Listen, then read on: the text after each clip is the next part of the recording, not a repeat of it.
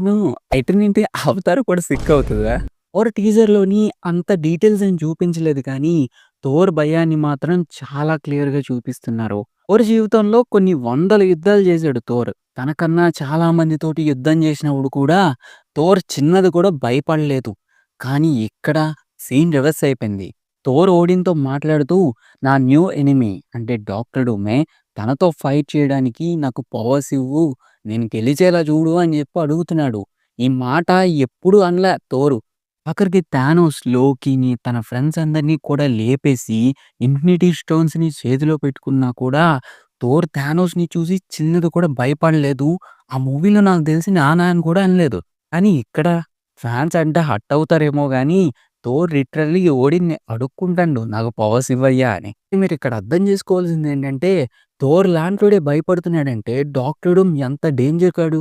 ఎంసీయూలో దీనికన్నా పెద్ద ఎలివేషన్ చూపిస్తే లైఫ్ టైమ్ సెటిల్మెంట్.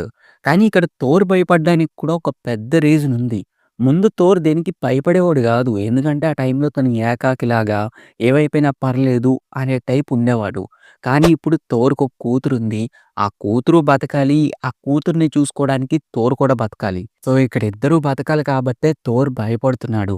ఛాన్స్ తీసుకోకుండా యుద్ధానికి ప్రిపేర్ అవుతున్నాడు. హోమ్ బ్రేకర్ తోటి ఓడిన్‌తో మాట్లాడడం, ప్రాక్టీస్ చేయడం లాంటివి చేస్తున్నాడు. ఇక్కడ మియోలిన్ ఎక్కడ కనిపించదు. ఎందుకంటే మియోలిన్ కంటే స్టోన్ బ్రేకరే కొంచెం పవర్‌ఫుల్. అండ్ మియోలిన్ ఇంతవరకు ఉన్నంత పవర్‌ఫుల్ ఉండదు. ఎందుకంటే ఇరిగిపోయింది కదా! అదే డాక్టర్ డూమ్ గాని వస్తే మియోలిన్ గనుక యూజ్ చేసాడనుకోండి కొట్టుకొని చస్తారు అంతే. అదే ఈ స్టోన్ బ్రేకర్ ఉందనుకో ఒక్క వేటు 2 ముక్కలు.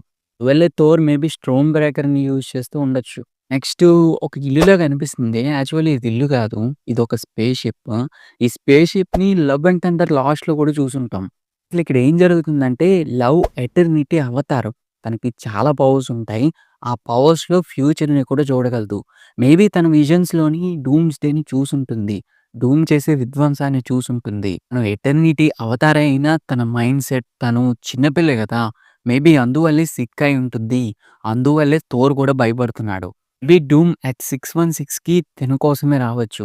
తిను కనిపియట్లేదు గానీ చాలా పవర్‌ఫుల్. సింగిల్ హ్యాండ్‌తో ప్లానెట్‌నే లేపేస్తుంది. ఇలాంటి పవర్స్ డూమ్ దగ్గరుంటే మల్టివర్స్‌ని ఆక్రమించడం ఇంకా చాలా ఈజీ కదా! సో, తిన కోసం వచ్చే ఛాన్స్ ఉంది. ఇది ఫ్రాంక్లిన్ దగ్గరికి కూడా అందుకే వెళ్ళుంటాడు. డూమ్ ఒక నార్మల్ హ్యూమన్ కాబట్టి మల్టివర్స్ మొత్తాన్ని ఏలాలంటే తనకు కావాల్సింది పవర్స్. ఈ పవర్స్‌ని పిల్లల దగ్గర నుంచే సంపాదిద్దాం అనుకుంటున్నాడేమో. మరి స్టీవ్ దగ్గరికెందుకెళ్ళాడు?